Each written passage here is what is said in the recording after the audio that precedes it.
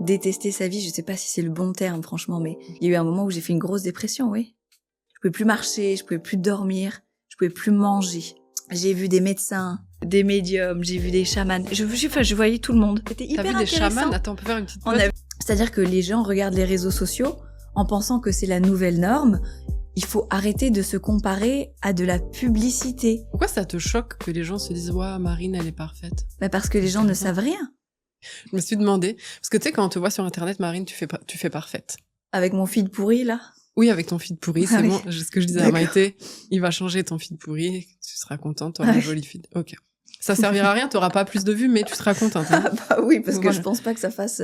Non, en plus, au contraire. Ouais. On a dit, et c'est pas l'objectif de faire vie parfaite. On montre rien. Je veux dire, la seule chose qu'on montre, c'est des vidéos de moi en train de m'exprimer sur certains sujets. Ouais, mais t'as parle une pas image... de ma vie privée. Ouais, mais c'est hyper... Tu sais, les gens... Tu sais, on juge un peu.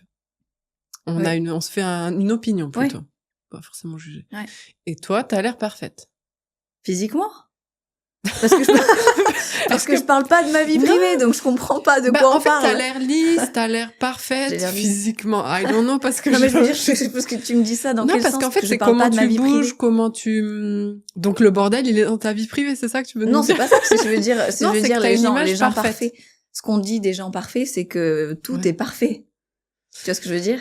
Ouais. Bon, là, on voit rien de ma vie. Oui, d'accord. On entend parler sur certains sujets. Je me dis, comparé à d'autres gens qui s'expriment sur d'autres sujets, c'est moins parfait. Ton discours est parfait, tu t'exprimes très bien. Tu sais, c'est facile d'idéaliser quelqu'un quand on le voit sur Internet avec 3 vidéos. Enfin, je veux dire, on fait tout ça, c'est un peu un réflexe. On se compare, on va idéaliser. Ouais. On est comme ça. Donc, alors que, on kiffe pas tout le temps notre vie, tu vois. Et parfois, les réseaux sociaux, ça peut être... c'est souvent hyper culpabilisant. Ouais. Hein, ça peut être... déprimant même parfois, parce qu'on a une vie de merde. Tu vois. Donc, moi, je me demandais, est-ce qu'il y a des moments dans ta vie où t'as détesté ta vie? Mais vraiment, genre, tu t'es dit, c'est de la merde, là. Ah bah attends, on change de sujet, là, du coup. Non, dis-moi. Tu me sors des réseaux sociaux. Ouais, non, pas que les réseaux sociaux, de manière générale. Ok, donc, je pense effectivement qu'il y a beaucoup de gens qui sont malheureux en ce moment et qui détestent leur vie. Enfin, détester leur vie, c'est peut-être un peu fort comme mot, mais les gens sont vraiment malheureux en ce moment. Les gens vont mal, ça se sent, ça se voit. Tout le monde en parle. On a des statistiques, les journalistes en parlent. Enfin, il y a des taux de dépression qui augmentent très très fortement. Et voilà. Et je suis persuadée que les réseaux sociaux jouent un énorme rôle là-dedans, parce que lorsqu'on est malheureux, c'est simple. Lorsqu'on est malheureux, c'est parce qu'on a un idéal de vie qu'on pense qu'on mérite, qui ne correspond pas à notre vie actuelle. C'est ça qui nous rend malheureux, rien d'autre. Si on vit dans la vie qu'on pense vouloir, tout va bien. Donc, et le problème des réseaux sociaux, c'est que les réseaux sociaux, c'est comme si les réseaux sociaux donnaient une nouvelle norme de ce qu'on pouvait avoir comme vie, qui est totalement fausse. C'est-à-dire que les gens regardent les réseaux sociaux en pensant que c'est la nouvelle norme. Ils voient la vie de gens, qui ont, et tout est faux. Hein. Enfin, je veux dire, c'est comme de la publicité. Enfin, je veux dire, il faut que. Non, c'est pas tout faux. Si, tout est faux, tout est mis en scène. C'est-à-dire qu'il faut que les gens réalisent, et ça ils le réalisent pas, que lorsqu'ils regardent les réseaux sociaux, c'est comme s'ils regardaient une pub à la télé. C'est vraiment pareil. Pourquoi tu dis ça? Mais parce que tout le monde se met en scène. Enfin, alors, sauf si évidemment vous suivez le compte de votre voisine qui a 20 followers et qui poste des photos de son après-midi à la plage. Là, c'est la réalité, effectivement. Mais on suit tous des comptes qui ont 500 000, 1 million, 2 millions, 3 millions de followers. Et il faut comprendre que ça, ces vies incroyables, ces belles photos, ces belles images, etc., c'est de la publicité. Et les gens se comparent à ça. C'est-à-dire que c'est comme quand on voit une pub à la télé sur le camembert qui nous transporte sur une île déserte. On comprend bien que c'est faux. On comprend que c'est faux. Ça, personne se dit, si j'achète ce camembert, ça va me transporter sur une île déserte. Alors que... Arrête de rigoler. Alors que lorsqu'on regarde, j'en sais rien, Leslie sur les réseaux sociaux, qui a 5 millions de followers, et qui explique que c'est hyper facile de s'acheter une Ferrari par mois, parce que grâce à ses 5 millions de followers, elle gagne énormément d'argent et que... elle a 25 ans et que c'est facile, etc. les gens se disent, mais ma vie est pourrie. Alors qu'en fait, si les gens voyaient ça sur leur télé, ils se diraient, qu'est-ce qu'elle est con, Leslie, tu vois? Et ça, c'est grave, et ça rend les gens malheureux, parce que il y a des gens qui en réalité ont des super vies, qui sont super successful dans le sens où ils ont tout ce vraiment, ils méritent. Ils sont méritants, ils ont des super enfants, une famille, ils aiment leur job. Enfin, franchement, s'il n'y avait pas les réseaux sociaux, ils seraient hyper heureux, quoi. Sauf que, et ils méritent d'être heureux, et juste de leur montrer la vie de Leslie ou de je ne sais qui, c'est comme si ça leur enlevait le mérite, et ça les culpabilisait, mais pour de faux. Tu penses pas que c'est inspirant de voir quelqu'un qui peut s'acheter une Ferrari? Il y a des gens que ça inspire, mais j'ai quand même l'impression que la plupart des gens, ça les culpabilise, ils se disent, oh, ma vie est pas si bien. Alors qu'en réalité, leur vie est super. Vraiment, leur vie est super. C'est juste que il faut arrêter de se comparer à de la publicité. Il faut comprendre que Leslie, elle a un intérêt à se montrer avec sa Ferrari, que Ferrari lui a sûrement offert contre de la pub, qu'elle l'a sûrement pas payé. Enfin, il y a plein de choses comme ça. Et c'est pas la peine de me répondre qu'il y a des comptes qui disent la vérité, etc. Oui, d'accord. Évidemment qu'il y a des gens qui sont là et qui racontent la vérité, etc. Mais je parle pas de ça.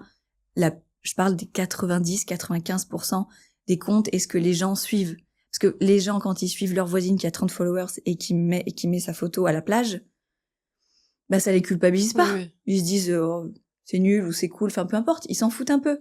Alors que quand il y a des gens qui nous mentent, c'est confusant, en fait. Ouais, alors. C'est confusant et ça a un impact vraiment négatif. Évidemment qu'il y a des côtés positifs du style, grâce à ça, ça ouvre l'esprit et ça te montre à quel point il existe plein de possibilités. Et on te sort tu dois trouver un job à la sortie du lycée et ce sera ton job toute ta vie. Ok, on te sort de ça, on te montre à quel point il y a une liberté qui est retrouvée, oui, bien sûr. Mais là, on est arrivé à un stade où les gens ne font plus la différence. En fait, là, je me pose vraiment la question de... Ok, ça peut être inspirant, ça peut ouvrir l'esprit à certaines personnes, mais finalement, est-ce que on vend pas de l'illusion et c'est pas juste souffrant au final, parce qu'il y a tellement peu de gens qui arriveront. Oui, c'est ça. C'est je me demande... Enfin, oui, c'est ça. C'est de l'illusion. C'est de l'illusion, c'est faux. Mais je crois qu'on a oublié que c'était faux. Non seulement c'est faux, mais en plus de ça, pour la partie qui est vraie, on se rend pas compte des conséquences de tout ce qu'il y a derrière, qu'on ne montre pas, tu vois. Mais tu viens de me dire en entrant dans cette interview, on dirait que t'es parfaite. Ouais. Je dis, mais on dirait basé sur quoi? Parce que, enfin, on voit absolument rien de ma vie. Donc, en fait, c'est juste que les gens s'imaginent que c'est des espèces de fenêtres Instagram sur la vie privée. Mais c'est pas des fenêtres sur la vie privée aujourd'hui. Tout le monde utilise ça comme une pub à la télé. Et ils ont raison, parce que ça a la même puissance. Ça a même beaucoup plus de puissance qu'une pub à la télé, franchement. Faire une bonne vidéo sur les réseaux sociaux, ça coûte rien, contrairement à une pub télé qui coûte, je sais pas, peut-être 200 000 €. Et ça peut avoir un énorme impact. Mais il faut juste que les gens se recalent, en fait. Se disent, ok, maintenant la pub, elle est plus à la télé, elle est sur les réseaux. Et je peux pas comparer ma vie à ce que je vois sur les réseaux, ce n'est pas possible. Ouais, mais t'as beau dire ça, en fait, on le fait quand même. Parce que tu vois, moi, c'est mon métier, je le sais. Mais tu le fais? Je le fais, mais parfois, je me dis, ah, ça serait bien ça quand même. Mais même si je sais que c'est faux. Ah oui, alors attends. Tu vois, ça serait bien que ça m'arrive, mais tu sais que c'est faux. Oui. Oui, bah ça tu vois, y a un mais truc ça, un c'est peu pas pareil dissonance, parce que ça te rend pas malheureux. C'est comme une vidéo de pub de voiture à la télé, tu dis, ah, j'aimerais bien avoir cette voiture. Mais tu te dis pas, la fille qui la conduit, elle a de la chance, cette connasse, tu vois? Non, ouais. Tu vois? C'est parce que c'est ça la différence. Ouais, effectivement. Effectivement. Mais tu penses que c'est les réseaux sociaux qui accentuent le fait qu'on n'aime pas notre vie ou on n'aime pas notre vie et du coup les réseaux sociaux répondent à ça? Non, je pense que c'est les réseaux sociaux qui accentuent ça parce que ça vient de poser une nouvelle norme.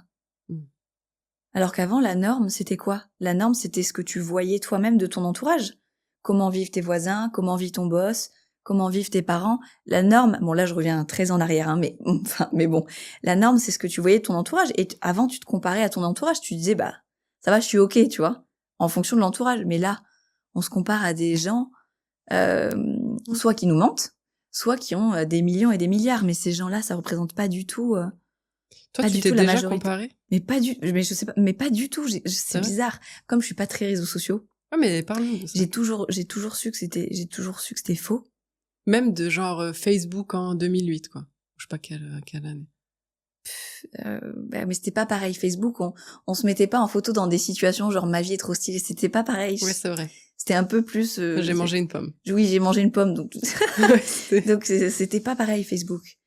Mais sinon non, tu t'es jamais comparé. Non, ou alors si je me compare, c'est parce que je vais voir les vidéos ou les posts d'une nana que je connais dans la vraie vie. Et donc je vais me dire sa com est super, elle a de la chance, elle a trop bien géré son coup, mais parce que je la connais et que je connais sa vie et que je sais ce qui est vrai, ce qui est faux, tu vois.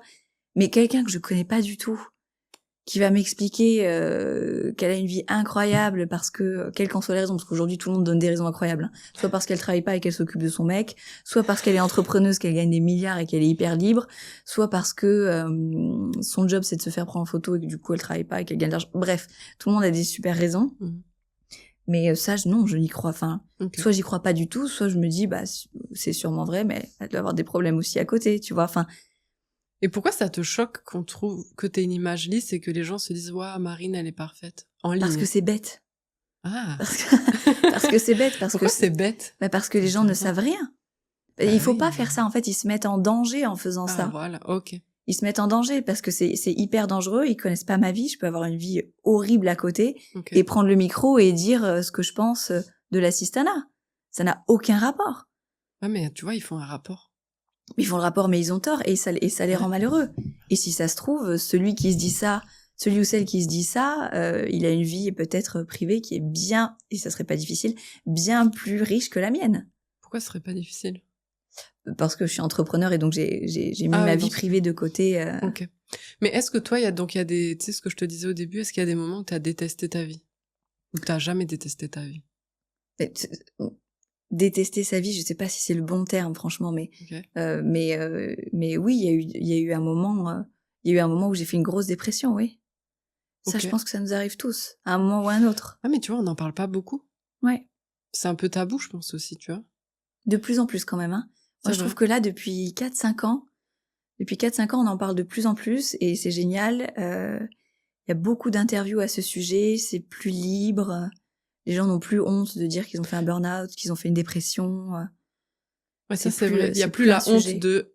Non, il y a plus la honte. J'ai fait une dépression. Il y a plus la honte et surtout les gens comprennent ce qui leur arrive parce que à l'époque c'était bien sûr qu'il y avait une histoire de honte, mais il y avait surtout, enfin, on comprenait pas. On comprenait pas. On se disait bah je vais pas bien, mais on comprenait pas que c'est une vraie maladie, que ça se soigne, enfin qu'il faut faire quelque chose, qu'il faut pas juste attendre que ça passe. Enfin c'est maintenant on peut l'identifier déjà.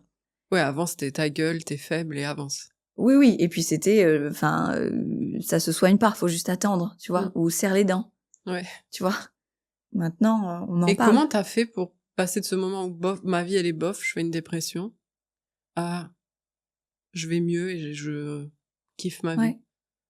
C'était quoi le mouvement? Parce que tu vois, il y a pas mal de gens qui sont dans ce cas et c'est pas évident, tu vois, quand t'es dedans.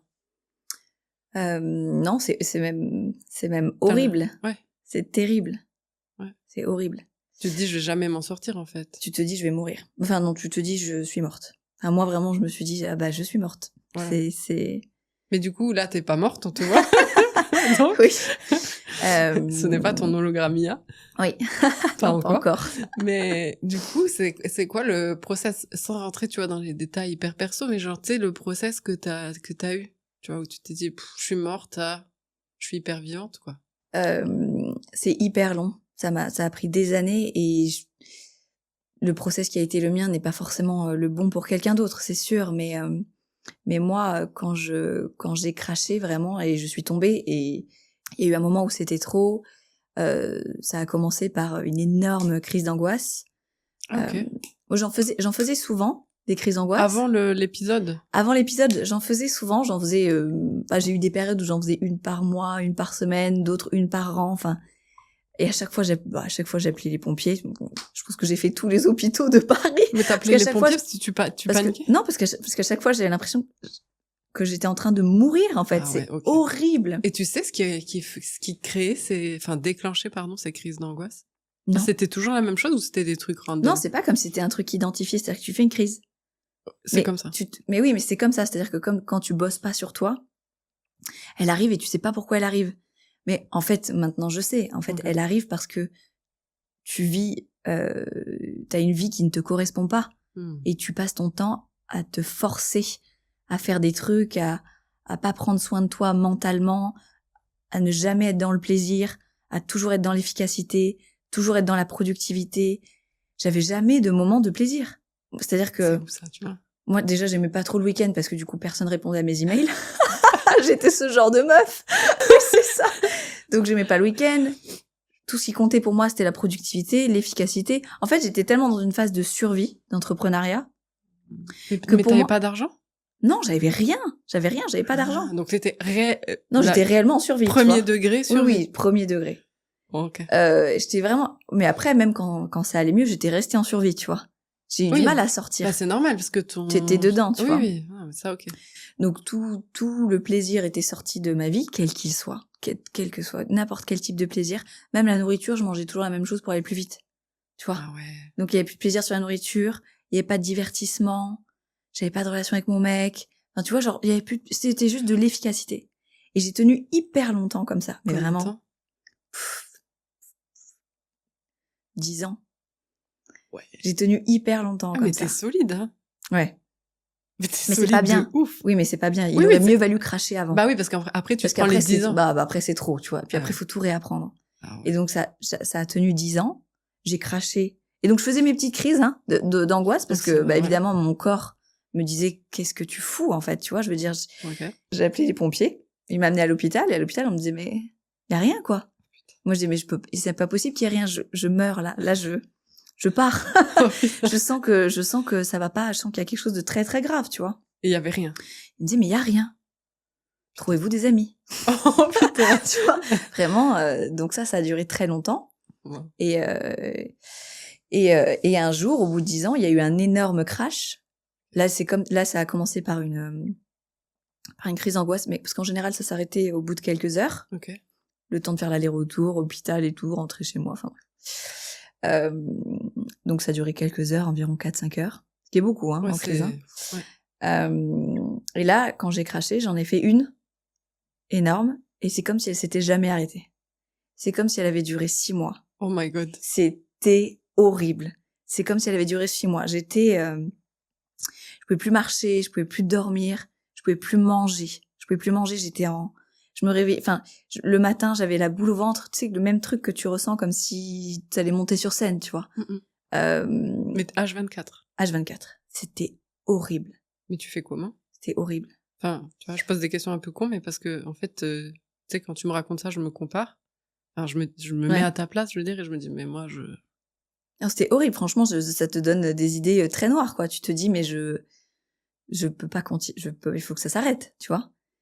Et ce que j'ai fait, mais encore une fois, moi je l'ai fait parce que voilà, j'avais l'espace pour le faire, j'étais pas salariée, j'étais seule sans enfant, donc j'ai pu tout de suite prendre la liberté de pas de tout stopper parce que t'es toujours un peu là, mais je suis partie m'isoler à la campagne.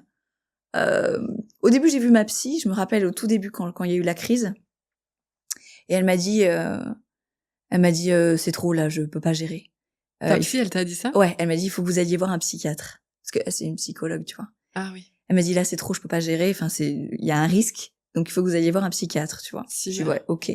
Mais je comprends parce que et bon, sur le coup, j'étais là bon, c'est pas ouf comme réaction, mais et donc le psychiatre m'a évidemment filé une ordonnance d'antidépresseurs.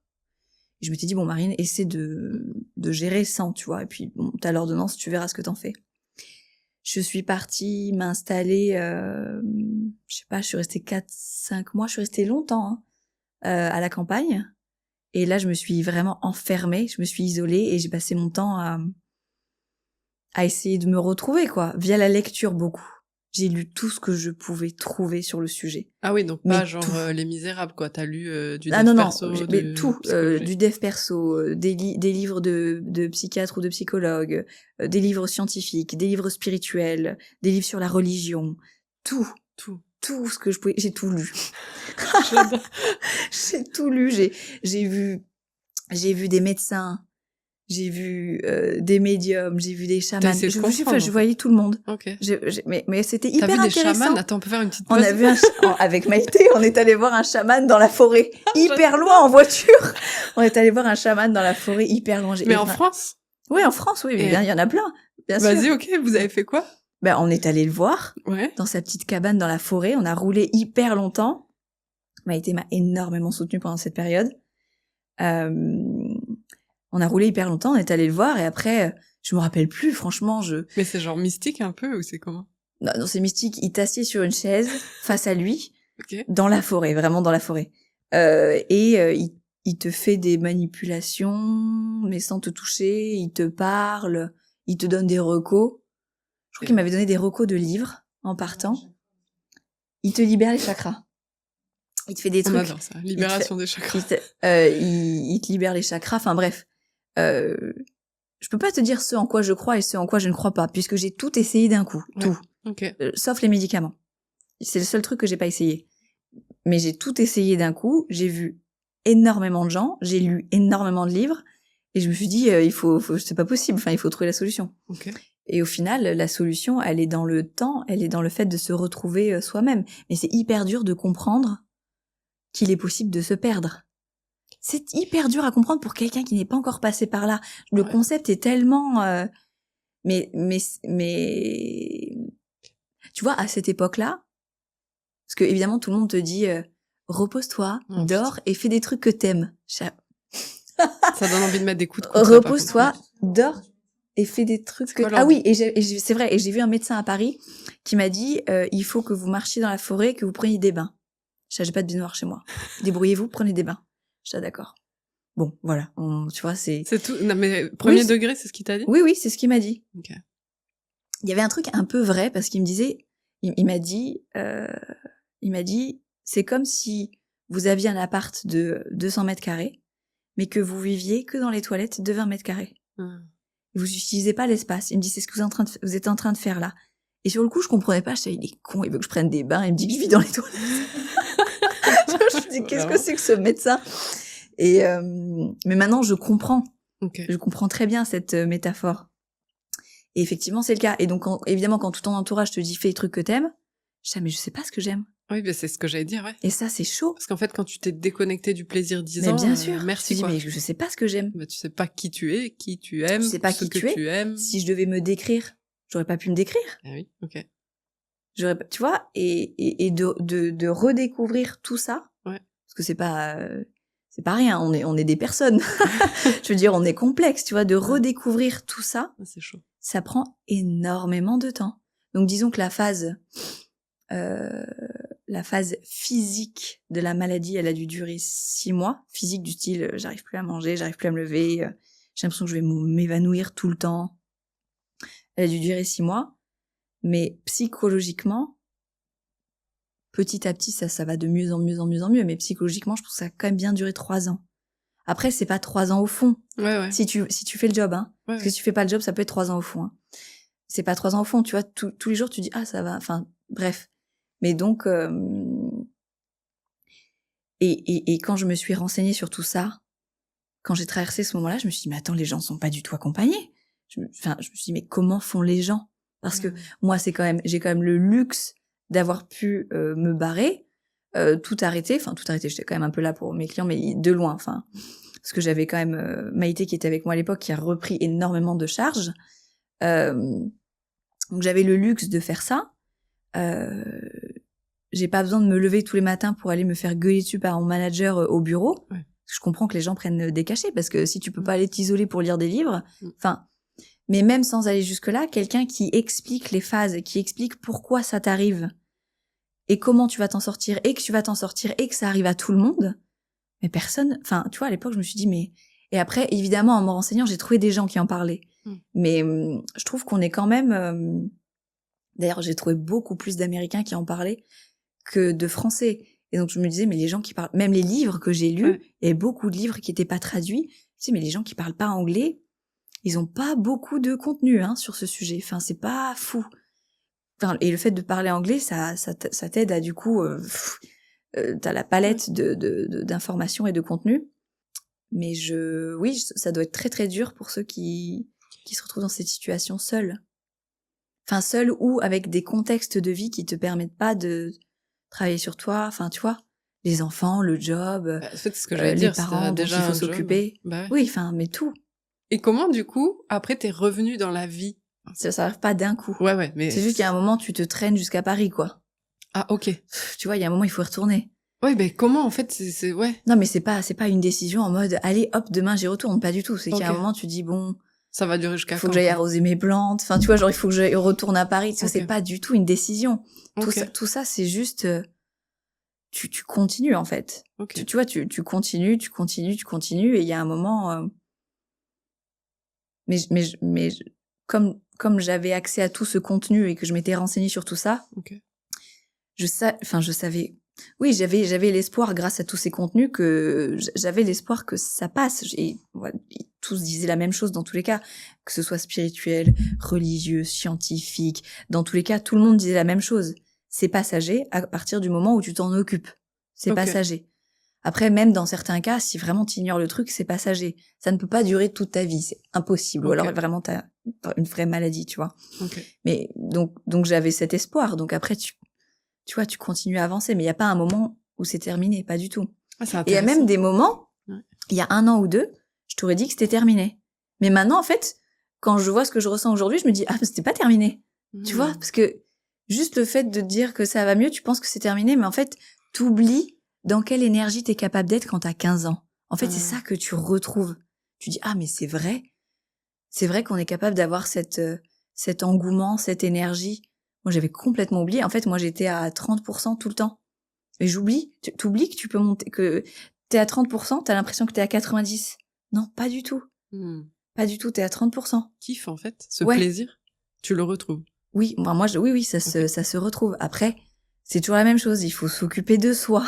Mentalement. Il faut faire attention à pas repartir dans les mauvaises habitudes, etc. Mais oui, tu peux le retrouver, et oui, tu peux te rendre compte que ça fait 15 ans au final que t'es à 30%, tu pensais que t'étais à 90. Mais je trouve ça hyper intéressant parce que ton métier, enfin, ton entreprise, c'est finalement enlever toute la charge mentale aux gens pour qu'ils s'occupent enfin, après, ils font ce qu'ils veulent, mais finalement, c'est du soin que t'apportes, du service, soin. Tu prends soin des gens. Puis dans ton ADN de boîte, c'est peut-être même perso, c'est prendre soin des gens, tu vois. Du coup, je trouve ça hyper intéressant. J'ai l'impression, on crée aussi un peu, je sais pas, mais des boîtes sur ce qu'on a besoin. Tu sais, où genre, on donne le soin aux gens, mais on s'en donne pas à nous. C'est vrai. On dit toujours cordonnier plus mal chaussé. Oui, c'est exactement ça. Je trouve ça ouf parce que toi, tu t'occupes grave de tes clients. Pendant toutes ces années, oui. Aujourd'hui encore un peu quand même. Mais pendant toutes ces années, ma priorité, c'était mes clients. Mais c'était une priorité, ça passait très très loin devant moi. J'ai sacrifié des choses pour eux. Et des fois pour des petites missions, mais juste pour leur montrer que j'étais là. J'ai sacrifié des trucs. Et pourquoi? Mais c'était trop, tu vois. Ouais, mais pourquoi tu faisais ça? Tu sais? Parce que j'ai pas choisi l'entrepreneuriat parce que je voulais être entrepreneur. Je suis tombée dedans par hasard parce que j'avais pas le choix. Donc du coup, c'est pas du tout un bon exemple par rapport aux gens, tu vois. Donc du coup, comme c'était une histoire de survie, j'avais pas le choix. Donc s'il y a un client qui avait besoin de moi alors que j'étais en dîner de Saint-Valentin ou un truc comme ça, je me cassais. C'était vraiment un truc de survie. C'était un truc, j'avais pas d'argent, j'avais rien, tu vois. Donc comment, parce qu'aujourd'hui, t'es successful. Enfin, successful. Pour toi, non, je sais. On va en parler d'ailleurs, parce que tu m'as dit, non, je suis pas définisse ce terme. Mais... Voilà, bon, ça va mieux. T'as une entreprise qui fonctionne. T'as plus d'une dizaine de personnes qui travaillent avec toi. T'es en croissance. Comment t'es passé de, ok, je dois partir 6 mois, sinon il y a plus de Marine, pensée noire, ciao, bye bye Marine, à, ok, I rise. Comment? Juste en continu, enfin... Non, mais là, vraiment, toi, ce que tu penses. Non, mais je réfléchis. Ouais, tu sais même pas, Non, je réfléchis. En fait, il y a pas de formule magique, et ça aussi, c'est bien de le dire. Voilà. Ça, c'est bien de le dire parce que les gens s'attendent grave à découvrir un truc. Soit en lisant des livres, soit en écoutant des podcasts, soit en suivant des gens sur Instagram. Ils pensent qu'il y a une formule. D'ailleurs, il y a plein de gens qui font croire qu'il y a des formules justement pour vendre des formations ou des trucs comme ça. C'est catastrophique, ça aussi. Il n'y a pas de formule. Tout le monde sait exactement ce qu'il faut faire. Tout le monde sait ce qu'il faut faire. Il n'y a rien de caché. C'est comme les gens qui savent pas quoi faire pour maigrir. Il n'y a pas de formule. Il y a rien, il n'y a pas de secret. Il y a pas de secret. Donc, c'est extrêmement difficile. Il faut être obsessionnel. Il faut un niveau de résilience qui est beaucoup trop élevé pour être sain, franchement, parce que c'est pas sain. C'est pas sain d'avoir autant de résilience. Il faut être un peu, obsessionnel, aveuglé. Enfin, dans le fond, il faut être prêt à encaisser des choses énormissimes. Enfin, c'est